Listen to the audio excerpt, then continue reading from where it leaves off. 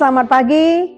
Kita kembali mendengarkan firman Tuhan sebagai suluh di dalam seluruh aktivitas kita. Bersama saya, Evangelis Agnes Siagian, mari kita sambut firman Tuhan dengan berdoa. Bapa di surga, kami mengucap syukur atas semua kasih karunia dan rahmat Tuhan yang berlimpah, yang kami boleh terima sampai pada hari ini. Kami mau mendengarkan firman Tuhan, tutup bungkus kami dengan kuasa darah Tuhan, sehingga seluruh kehidupan kami berkenan di hadapan Tuhan dan seturut dengan kehendak-Mu. Roh Kudus menolong kami. Amin. Firman Tuhan yang mendasari renungan kita pada hari ini diambil dari surat 1 Petrus 3 ayat 8. Begini firman Tuhan, dan akhirnya hendaklah kamu semua seia sekata, seperasaan, mengasihi saudara-saudara, penyayang dan rendah hati. Demikian firman Tuhan. Firman Tuhan kita beri judul kasih dan damai. Bapak Ibu jemaat yang dikasihi Tuhan kita Yesus Kristus. Surat ini ditulis pada masa ketika orang Kristen menghadapi tekanan dari masyarakat dan juga dari pemerintahan Romawi karena iman percaya mereka kepada Yesus Kristus. Tujuan surat dari 1 Petrus 3 ayat 8 ini adalah untuk memberikan penguatan, memberikan harapan, penghiburan bagi orang-orang percaya yang tersebar di Asia Kecil. Kita melihat latar belakang dan dasar teologisnya adalah kesatuan dan persaudaraan. Ayat ini menyerukan agar umat Kristen memiliki hati yang seia sekata dan seperasaan. Dan yang menekankan pentingnya persatuan dan solidaritas di dalam jemaat. Poin selanjutnya, menolak pembalasan dendam atau jahat. Mendasari ajaran untuk tidak membalas kejahatan dengan kejahatan atau caci maki dengan caci maki, melainkan dengan mendoakan dan memberkati orang yang telah berbuat jahat. Ini adalah implementasi dari ajaran Kristus seperti yang tercatat di Matius 5 ayat 39.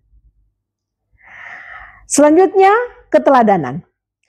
Kristus dasar dari sikap tidak membalas kejahatan dengan kejahatan. Kita belajar dari teladan Kristus sendiri yang ketika dicaci maki, dia tidak membalasnya, melainkan mendoakan mereka.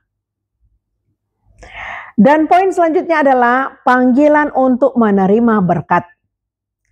Ayat ini menegaskan bahwa kita dipanggil untuk menerima berkat dan salah satu caranya adalah dengan membalas kejahatan dengan memberi berkat bagi orang lain yang pada akhirnya akan membawa dampak yang luar biasa bagi orang yang menerima berkat tersebut. Bapak Ibu jemaat yang dikasihi Tuhan kita Yesus Kristus, pentingnya hati nurani yang baik. Nasihat ini juga berkaitan dengan tema yang lebih luas dalam 1 Petrus tentang memiliki hati nurani yang baik di hadapan Allah, yang memungkinkan doa-doa kita didengar oleh Tuhan. Saudaraku, di dalam kehidupan kita sehari-hari, dalam hubungan pribadi kita, mari kita menerapkan prinsip ini dalam hubungan keluarga, di dalam pekerjaan, di dalam persekutuan, dengan berusaha untuk hidup harmonis dan tidak memicu perpecahan. Di dalam menghadapi kesulitan, nasihat ini juga memberikan kekuatan bagi orang percaya di saat menghadapi kesulitan, menghadapi tekanan hidup, menghadapi intimidasi dengan kasih karunia dan anugerah Tuhan. Oleh karena itu, marilah kita menjadi teladan dengan bersikap seperti bagaimana Yesus. Itulah yang menjadi teladan di dalam kehidupan orang percaya. Umat Kristen dapat menjadi teladan untuk menginspirasi orang-orang lain. Amin. Terima kasih Tuhan, firman-Mu sudah kami dengar.